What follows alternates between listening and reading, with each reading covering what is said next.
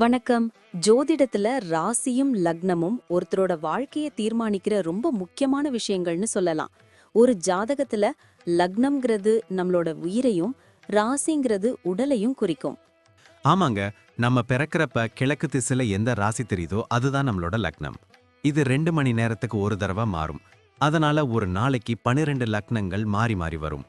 அதனால தான் லக்னம் ரொம்ப துல்லியமான தகவல்களை கொடுக்குன்னு சொல்றாங்க. சரியா சொன்னீங்க.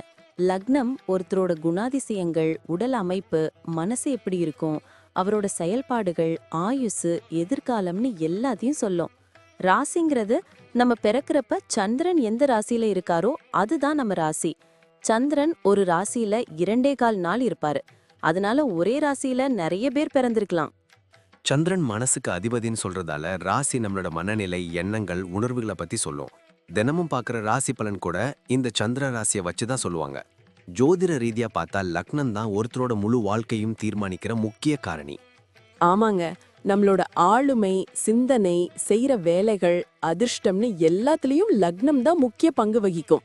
ராசி அதுக்கு துணையா செயல்படும். ஒருத்தருக்கு லக்னமும் ராசியும் ரெண்டும் நல்லா இருந்தா அவரோட வாழ்க்கை நல்ல முன்னேற்றமா இருக்கும். மேலும் லக்னம் மற்றும் ராசிக்கு அதிபதியான கிரகங்கள் ஜாதகத்துல எப்படி இருக்குங்கிறதையும் பார்க்கணும். ஒரு கிரகம் லக்னப்படி கெடுதல் பண்ற மாதிரி இருந்தாலும் ராசிப்படி அதே கிரகம் நல்ல பலன்களை கொடுத்தா அந்த கெடுதல் குறைஞ்சி நல்லதாவே மாற வாய்ப்பு இருக்கு. அதனாலதான் ஒரு ஜாதகத்தோட பலனை முழுமையாவும் துல்லியமாவும் தெரிஞ்சுக்க லக்னம் மற்றும் ராசி ரெண்டையும் சேர்த்து பார்க்கணும்.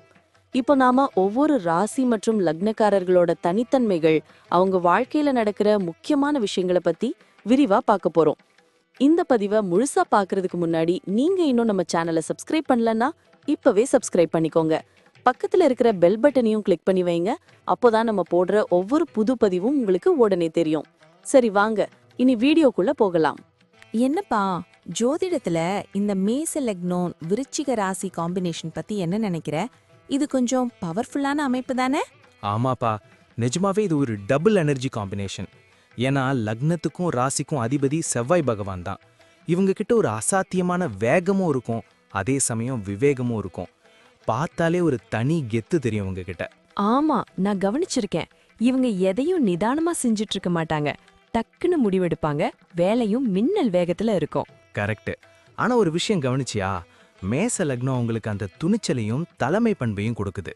ஆனா விருச்சிக ராசி அவங்கள ஒரு மிஸ்ட்ரியாவே வச்சிருக்கோம்.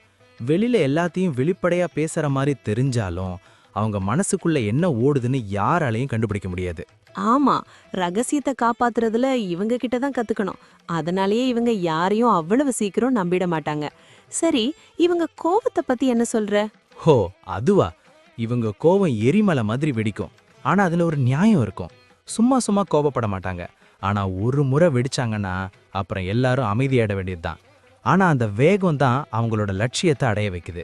எத்தனை தடங்கள் வந்தாலும் அதை தகர்த்துட்டு போய்கிட்டே இருப்பாங்க. ஃபேமிலி லைஃப்ல எப்படி இருப்பாங்க? கொஞ்சம் பிடிவாதமா இருப்பாங்களோ? கொஞ்சம் பிடிவாதம் இருக்கத்தான் செய்யும். வீட்ல தான் லீடர்னு நினைப்பாங்க. ஆனா பாசம்னு வந்துட்டா இவங்களை அடிச்சுக்கவே முடியாது.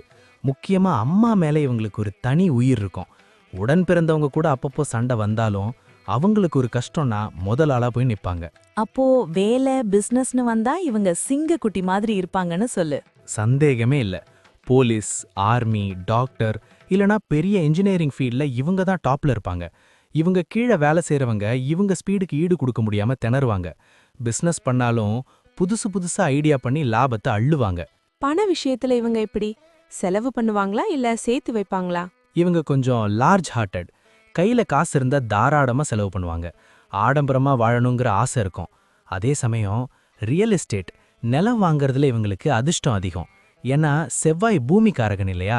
அதனால லேண்ட்ல இன்வெஸ்ட் பண்றது இவங்களுக்கு நல்ல லாபத்தை தரும்.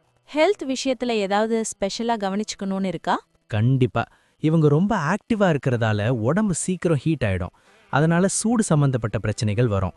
அப்புறம் வண்டி ஓட்டும்போது கொஞ்சம் கவனமா இருக்கணும். ஏன்னா சின்ன சின்ன காயங்கள் ஏற்பட வாய்ப்பு இருக்கு. மத்தபடி இவங்க நல்ல ஸ்ட்ராங்கான பாடி கண்டிஷன் கொண்டவங்க தான். இவங்க குழந்தைங்களுக்கு எப்படிப்பட்ட அப்பாவாவோ இல்ல அம்மாவாவோ இருப்பாங்க? ரொம்ப ஸ்ட்ரிக்டான ஆனா அதே சமயம் ரொம்ப பாசமான ஒரு பேரண்டா இருப்பாங்க. தான் பிள்ளைங்க வாழ்க்கையில பெரிய இடத்துக்கு வரணும்னு நிறைய மெனக்கெடுவாங்க. பிள்ளைங்க தப்பு பண்ணா கண்டிப்பாங்க. ஆனா அவங்களுக்காக எதையும் செய்ய தயங்க மாட்டாங்க. டிராவல் பண்றது இவங்களுக்கு பிடிக்குமா? ரொம்ப பிடிக்கும். இவங்களுக்கு அட்வென்ச்சர்னா ரொம்ப இஷ்டம். மலையேறுறது, காட்டுக்குள்ள டிராவல் பண்றதுன்னு ஆர்வம் அதிகமா இருக்கும். ஆன்மீக பயணங்களும் இவங்களுக்கு மன அமைதியை தரும். அப்போ மொத்தத்துல இவங்க ஒரு ஜெயிக்கிறதுக்காகவே பிறந்தவங்கன்னு சொல்லு. ஆமா, அதான் உண்மை. அந்த முன்கோபத்தை மட்டும் கொஞ்சம் குறைச்சிக்கிட்டு நிதானத்தை கையாண்டாங்கன்னா இவங்கள ஜெயிக்க இந்த உலகத்திலே ஆள் இல்ல. தெய்வ பலமும் இவங்களுக்கு எப்பவும் துணையா இருக்கும். இவங்க ஒரு நிஜமான போராளி. நன்றி. நான் இப்போ சொன்ன விஷயங்கள் எல்லாம் பொதுவான பலன்கள் மட்டும்தான். உங்களுடைய சுயஜாதகத்தை பொறுத்து சில விஷயங்கள் மாறுபட வாய்ப்பிருக்கு. ஆனாலும் நான் சொன்ன பெரும்பாலான விஷயங்கள் உங்க வாழ்க்கையில நடக்கும்னு நம்புறேன். இந்த வீடியோ உங்களுக்கு பிடிச்சிருந்துச்சுன்னா நான் அடுத்து பாகம் 2 எடுக்க தயாரா இருக்கேன். பாகம் 2 வேணும்னா பாகம் 2ன்னு டைப் பண்ணுங்க. நிறைய நண்பர்கள் பாகம் 2 கேட்டா சீக்கிரமே பாகம் 2 வீடியோவை பதிவு செய்றேன். இந்த வீடியோ உங்களுக்கு பிடிச்சிருந்தா லைக் பண்ணுங்க, ஷேர் பண்ணுங்க, நம்ம சேனலை சப்ஸ்கிரைப் பண்ணுங்க, பக்கத்துல இருக்கிற ஆல் பட்டனை கிளிக் பண்ணி வச்சுக்கோங்க. அப்போதான் நாங்க போடுற வீடியோக்கள் உங்களுக்கு உடனுக்குடன் நோட்டிஃபிகேஷனா வரும்.